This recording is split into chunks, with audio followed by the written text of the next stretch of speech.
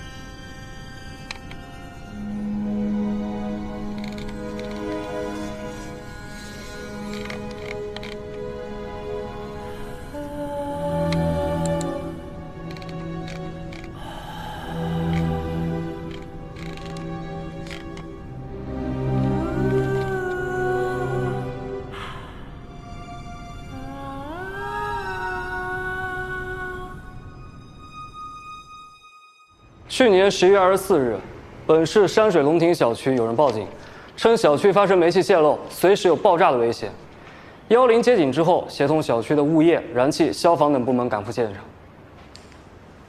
在疏散群众的过程中，意外发现该小区9栋1102室住户陈建明死亡。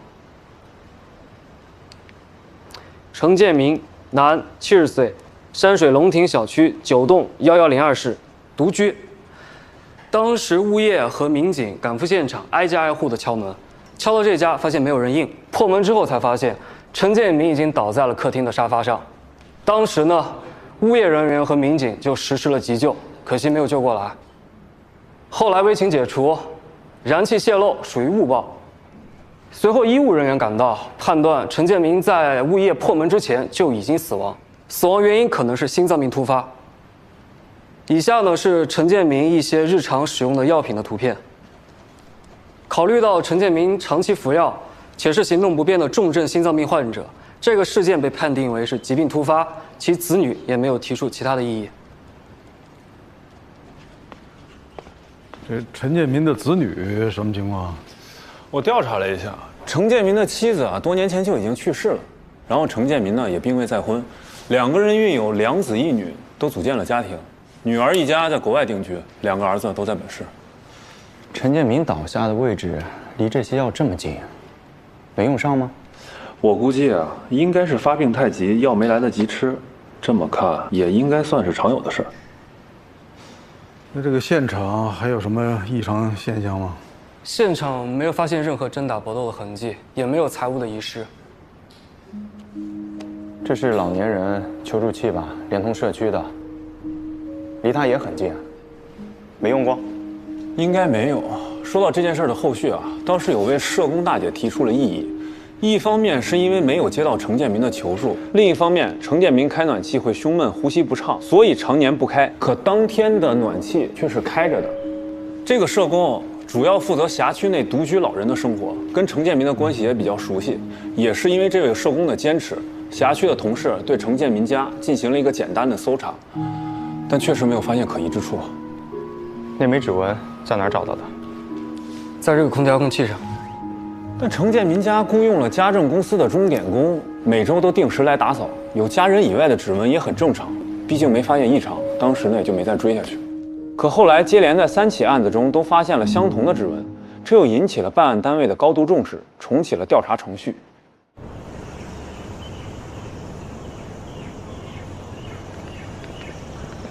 之前来过的警察。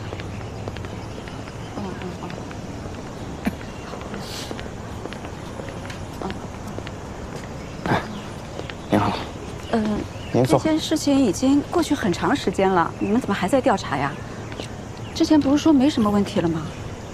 听说您对陈建民的情况比较了解，我们今天来呢，就是想麻烦您和我们详细说说。啊，不麻烦不麻烦，我应该配合警察工作的嘛。只是这个事情过去的时间有点长，我怕很多细节我记不大清楚了。我记得那天我赶到的时候，120已经在现场了，当时现场特别混乱。那这陈建民和子女的关系怎么样啊？这个您算问到点儿上了。老陈那几个孩子呀，哎，他那个女儿啊，早早就办了绿卡，在国外定居呢。那2个儿子呢，倒是在本地，家里条件是一个比一个好。但是这2个孩子呀，没有一个愿意跟老爸住在一起，照顾老爸的。这老陈也是，平时性子比较急，脾气不大好。那他们之间有什么矛盾吗？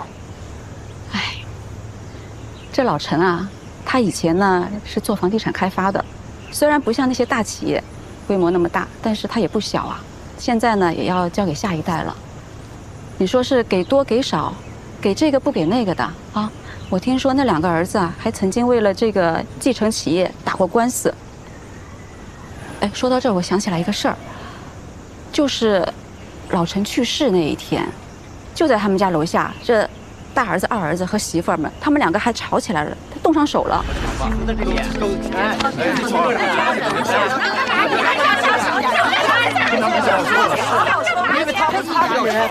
吵什么？别吵了，别吵！老人都来了，你们还光别吵了，松手！松手！你打试一下，不要吵了，松手！冷静！你冷静一点，都一家人，吵什么嘛？后来老人被扶进去之后呢，这2兄弟也不好意思再吵了。老爷子平时身体就不大好，但那天看着也没什么大碍。那他的子女对处理的结果满意吗？他们都嫌我多此一举，想我尽快给他们开死亡证明，想把这房子赶紧给卖了。那房子卖了吗？卖什么呀？老陈不是有个闺女在国外吗？人家是不回来，然后也不配合2兄弟签公证书，就这么干跟他们耗着。陈建民本人的社会关系你有了解吗？这个我就不太知道了。他屋子里那个报警求助器，以前有用过吗？用过，而且还不止1次呢，但基本上都是虚惊一场。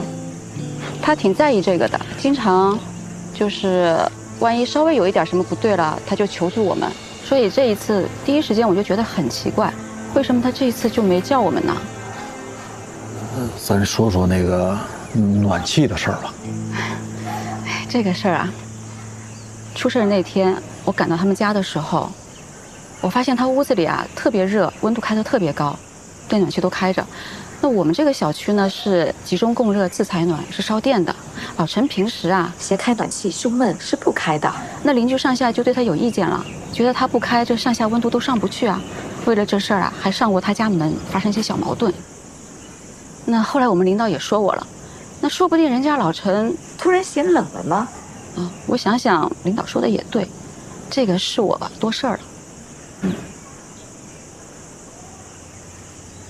行，赵姐，今儿就聊到这儿啊，谢谢啊，不客气不客气，我应该配合你们工作的啊。谢谢。好，谢谢啊，谢谢。哎，陈建民家属来了，你们先问着啊，把那个电话和地址发给我。好嘞。上次报警煤气泄漏的人找到了，咱们现在得过去查。师傅，你觉得报警那人有问题啊？不好说。很长时间没休假了吧？抽空去看看你爸妈去啊。谢谢师傅关心，手里案子一大堆还没忙完呢，忙完再说吧。哦。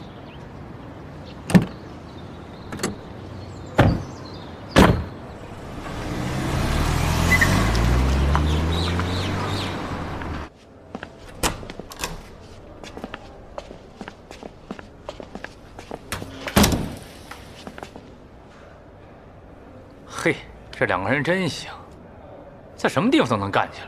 不是这点钱至于吗？至于吗？啊，我告诉你，这可不是个小数。就山水龙庭那套房，估计啊，你这辈子都买不起。不过从动机上面看，他们俩应该没什么问题，又没遗嘱。像这样人没在了，更麻烦。哎，你说我们这个真的是个案子吗？目前来说也没什么问题。就一个也不知道是谁的指纹。先查查吧。这程建民啊，做地产生意的，社会关系应该挺复杂，没准啊，真能查出点什么东西来。行。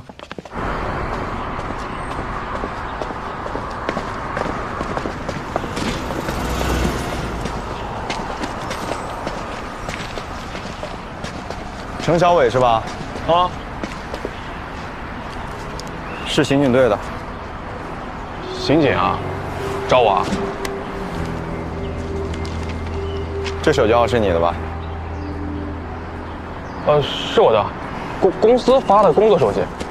去年11月24号，你用这个手机号报警说山水龙庭小区有煤气泄漏，还记得吗？去年，哦，对对对，那边申到过一次跑煤气，但打电话人报警不是我。110的记录显示是你手机号拨打的。手机号是我的，但打电话人不是我啊。当时好像是有个人找我借手机，说是家里跑煤气，出门又忘了带手机了。那个人还有印象吗？那个人记不太清了，是个女的，长相挺普通的。是这个人吗？身形挺像的，但我不能确定啊，毕竟我们这一行每天打交人挺多的。那报警之后他干什么了？报警之后，他就把手机给我了，就走了。走哪我就不知道了。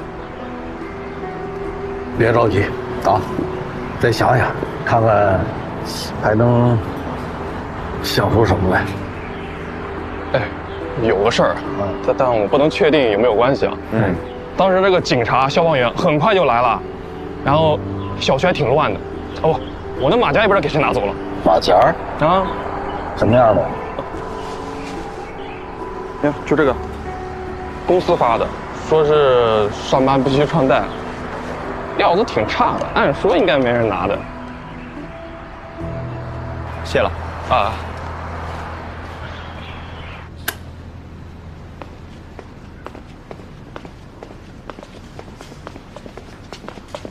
下班了，够早的呀。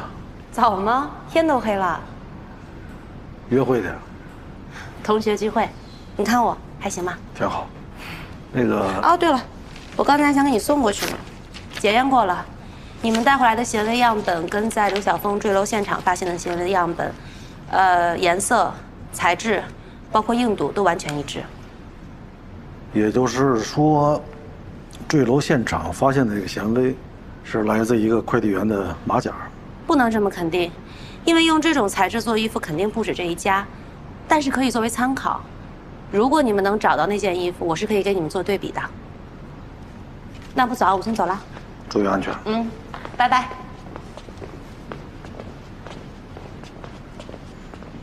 我问了一圈，程建民的那个小地产企业虽然有2个儿子的争权问题，但整体运营状态良好，员工待遇也不错。员工对程建民的评价也挺正面的。地产生意很容易产生纠纷，也很容易得罪人。程建民做生意的时候，他的人缘挺好的，没听说过与人产生什么结过怨啊、纠过纷之类的。对了，谦哥，那个报警的查得怎么样了？目前基本能确认是报假警。我想，是想让人尽快发现程建民的尸体。不对啊，这按理来说不是希望越晚发现越好吗？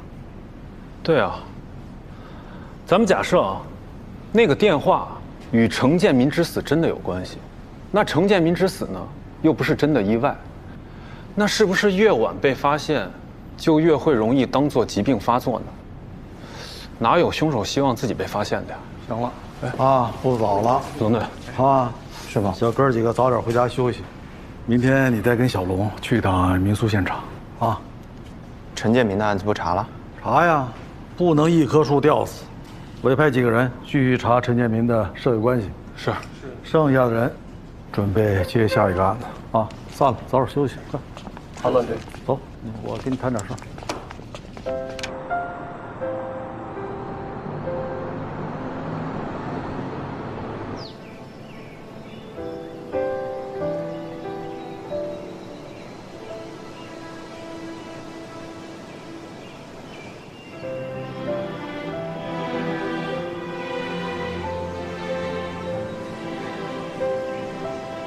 看到我给你画的画没？你最喜欢的伦勃朗的风格，以前没试过，这次发现啊，真的好难。你肯定会笑我画的不好，不过没关系，现在我又重新拿起笔了，画的不好，可以慢慢练了。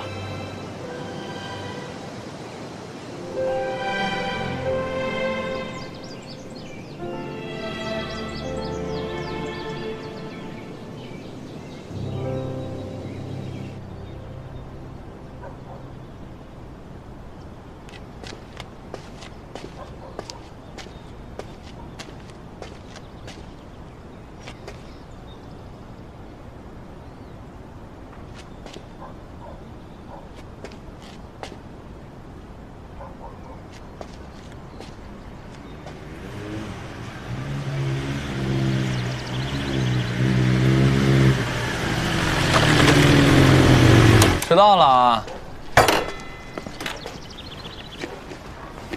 有什么发现吗？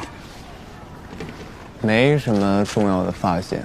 这民宿啊，前不着村后不着店的。我就刚刚大致估测了一下这个监控能拍摄到的范围。哎，是警察吗？等你们好久了。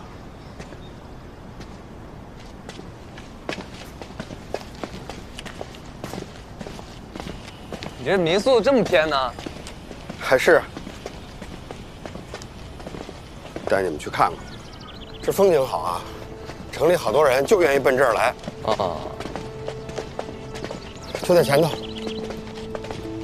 这路可不太好走啊。走习惯就好了。这屋子动过吗？没动，那找人动不是还得花钱吗？再说，谁愿意干这事儿啊？我跟你说，我真是倒了8辈子血霉了，我碰见这么一个主儿。我这一挺好民宿刚开业几天，就给我整这么一出。你说这屋里都死过人了，那以后谁来住啊？死者周连琴，你了解多少？我不认识他，他就一电话号码。这屋子这定的人名都不是他，谁定的？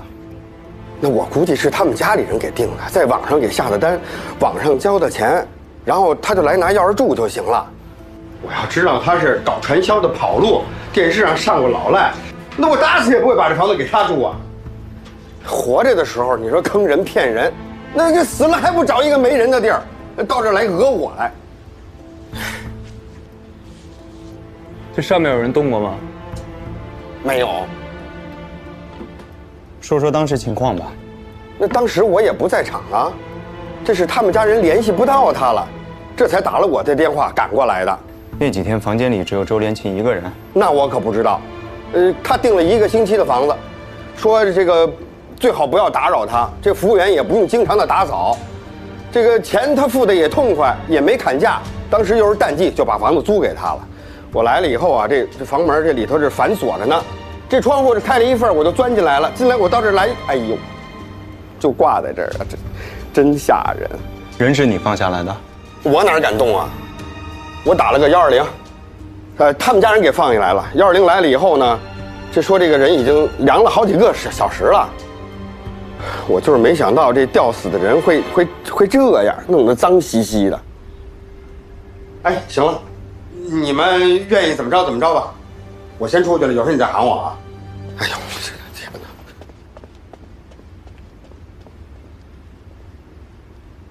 有什么发现吗？房梁上有明显的擦痕啊！我的推测是，人在自缢过程中会本能地晃动身体，从而呢使得绳索摩擦房梁留下痕迹，这是判断他上吊时是否活着的关键。因死者体重较重，产生的摩擦痕迹较深，乍一看没什么问题，可仔细观察会发现。擦痕底部有少量的绳索纤维附着，且纤维方向一致。而身体本能反应带动绳索摩擦是不规律的，只有拉着绳索一端向前规律性的摩擦，才能产生这种情况。难怪办案单位会定义本案是疑似自缢，不排除他杀案。死者是被其他人挂上去的。当然，死者家属坚持要验尸。死亡报告上写的是颈动脉闭塞导致的脑水肿，颈部绳索的勒痕也很符合常见的上吊死亡。如果我的假设是对的，我推测死者应该是在半昏迷的情况下被套上绳索，然后吊上去的。但能做到这点的凶手体重至少要大于等于死者。周连琴的体重接近200斤，比他还重的凶手。还有一种可能，就是他使用了滑轮之类的辅助工具。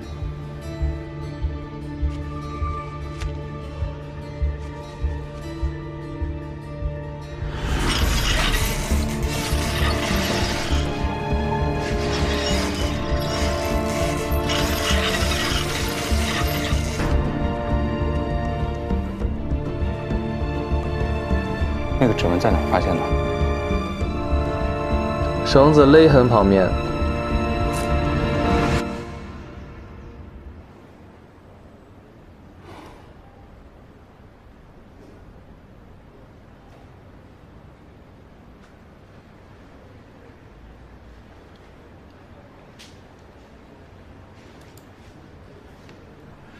这个就是从周连琴入住到事发前唯一进去过的这个人，而且没有拍到他出来，应该就是像你说的那样从后窗离开了。能再放大点吗？能是能，但是你看他遮得很严实。我把他和高亮的这张对比了一下，你看啊，这张是用墨镜遮住了眼睛，这张是只留出了眼睛。现在从数据上分析，不能判断两个是同一个人，但是从外形上来看，两个人有一定的相似度，而且相似度很高。都是1.8米以上，体型偏瘦。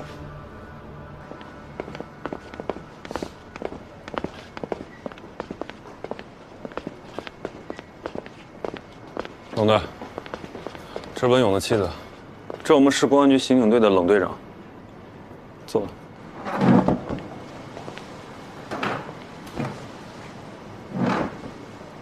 这次叫您来呢，是想了解一下文勇的情况，有什么可以跟我们反映一下的吗？我已经反映过很多次了，我先生他不可能去嫖娼，他是在去出差的路上失踪的，这都快2个月了。关于文勇的失踪，我们相关部门已经反复的调查过，但目前确实没有更多的线索。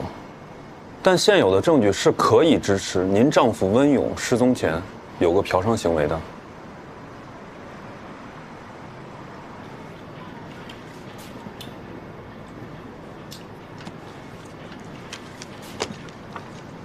这是他近半年来的通讯记录，您看一看。看到这个红色标记电话号码了吗？这是我们目前已经掌握的一家非法按摩店的电话。从这个通话频率上看，您丈夫温勇可是常客呀。不可能，你们就是找不到人了，还往我先生身上泼脏水。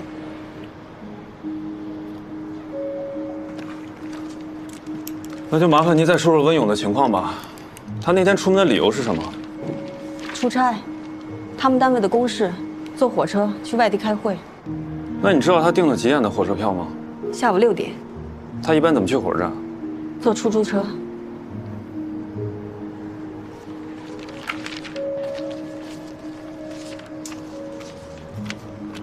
麻烦您看看这个人是您丈夫温勇吗？这是事发当日沿途多处监控视频的截图，从监控上面显示，您丈夫离开住所后打车去的这家按摩店。按照时间戳，他在店内停留了大约1个半小时之后离开，再之后就消失了踪迹。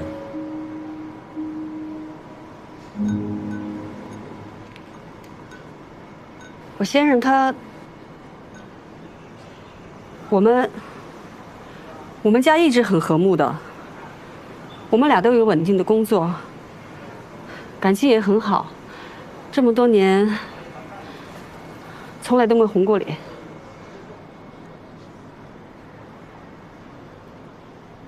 那疤怎么弄的？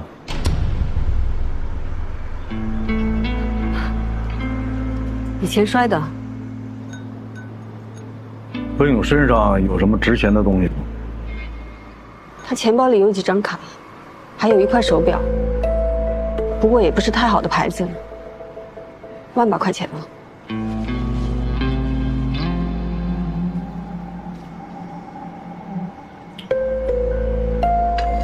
吃点吧。这儿就是温勇最后被目击到的地方，这儿就是那个按摩店，往这边走不到50米就是大路了。接待温勇的按摩女呢叫蒋小花，根据蒋小花的证词，温勇就是她的常客。指纹就是在那儿发现的，当时能发现啊，还是因为附近有血液。血液经调查呢是温勇的，但是量很小，不像是受到致命伤害留下的。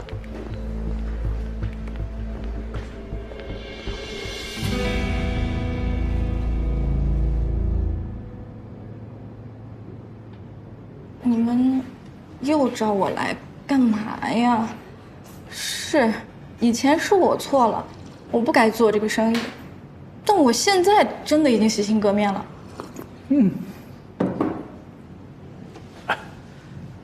你说什么？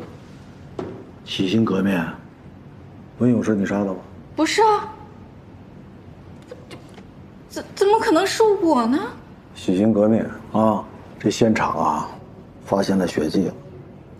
既然是你最后一个见到温勇的，我们怀疑你杀害了温勇，并把尸体藏匿起来。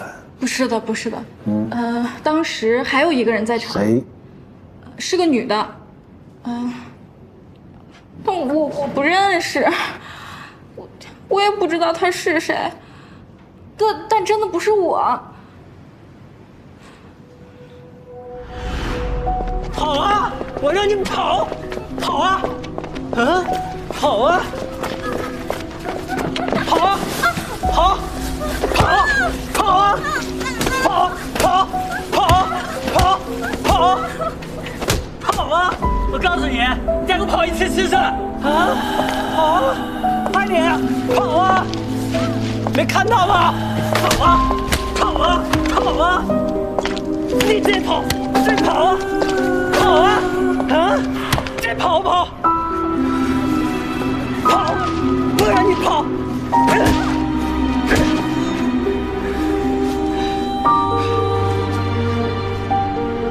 谁在那儿？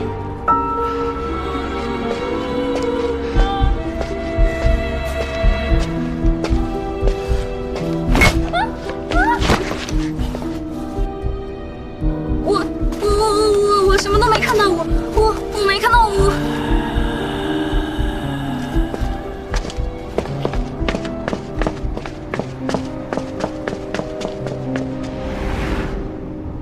他喜欢动手，听说和他老婆也这样。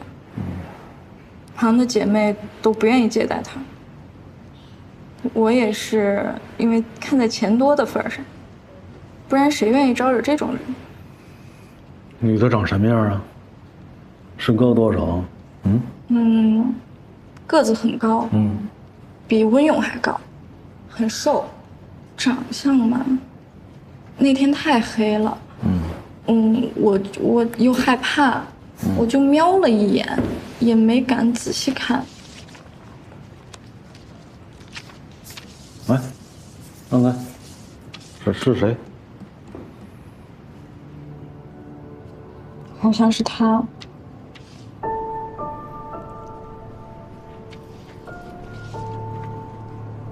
温勇，真的是他杀的呀？我还以为是他老婆干的呢。为什么这么想？您没看过那个视频吗？就是前段时间很火的那个。标题叫“女教师当街被家暴”。然后虽然脸被打了马赛克，但那个男人的身形我熟，就是温勇。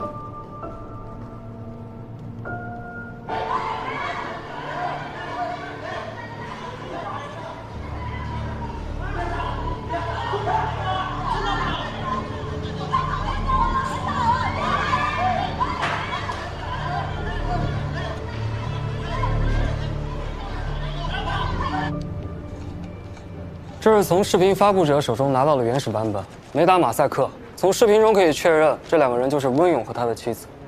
这个事情发生在2个月以前，被路人拍下视频发到了网上。温勇的妻子是咱们本市重点中学的老师，被人认出来以后，还引起了不小的风波。后来听说温勇的妻子找人把这个视频撤下来了，怕影响工作。如果温勇和他的妻子关系不好，那么温勇的妻子完全可以从温勇的失踪中得到好处，那他为什么还要执意找人？哎，这可说不好啊。温勇的妻子当时确实有明确不在场的证据，而蒋小花认出了袭击温勇的很像高亮的女朋友。那个画像给调一下。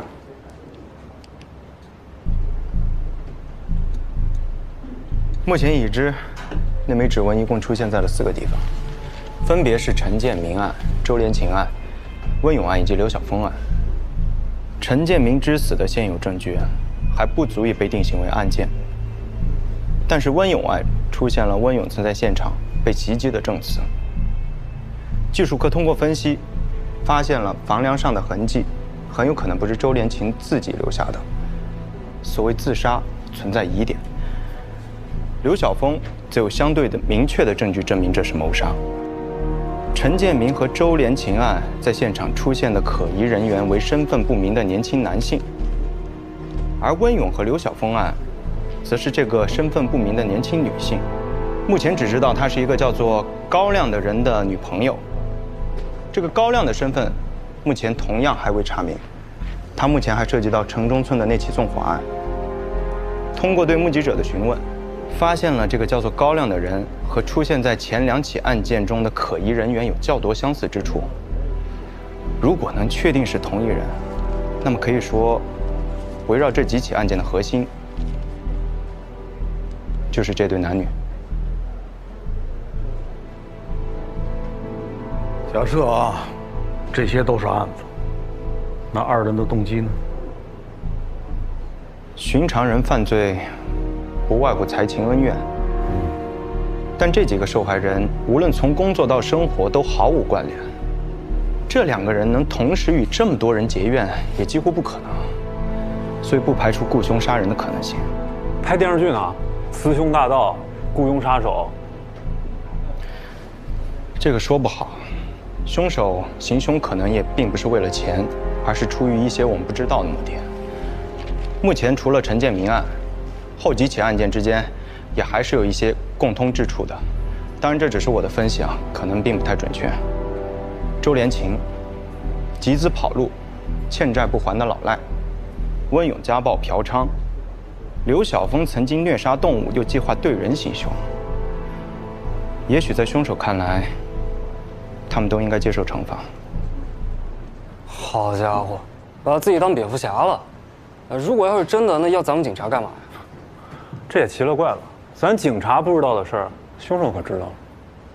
网络热点，他们都曾经作为网络热点，出现在一个本地论坛上。温勇家暴的视频最早就是在那里发布的，刘晓峰也是在那里和这个女人进行联络的。在那个论坛上，到目前为止，都还有人发帖声讨周连琴。哎呀，这个陈建民一定有我们不知道的情况。你觉得你徒弟的想法可行吗？有一定道理。目前啊，没有更好的切入点。这几个案子定案的条件不够充分，幸亏现在没有什么重大的案子。哦，对了，小爷爷现在情绪怎么样？好点了没有？忙起来挺好。对啊，我看他每天来得很早，走得也很晚，一心扑在案子上。哦，对了，前些日子省里还想给他立个功呢，被他拒绝了。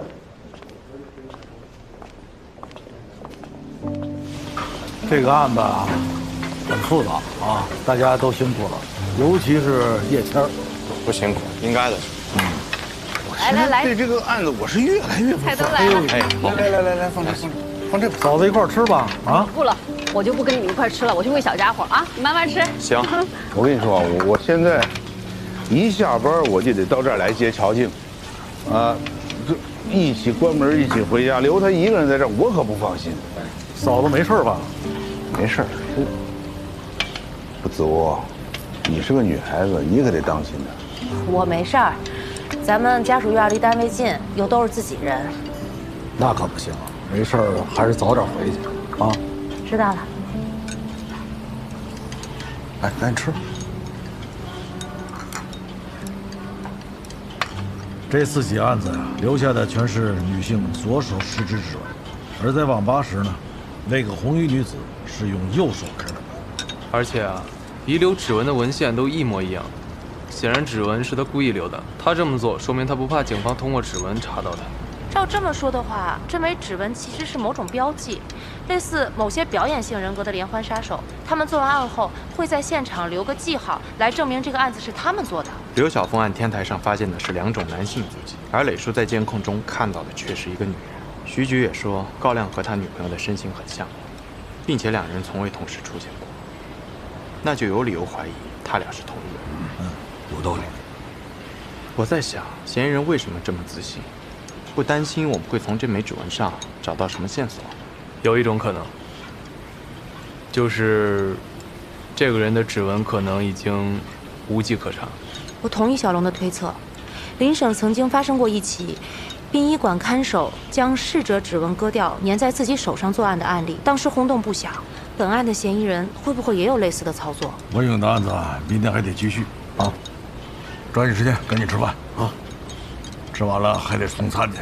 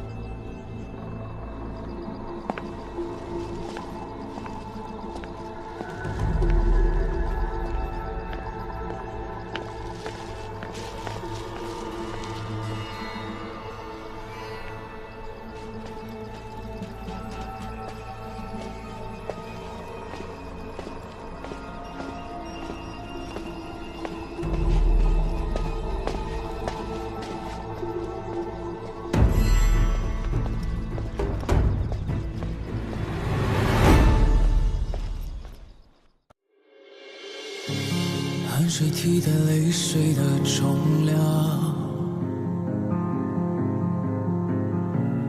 用伤口遮住枪口的声响，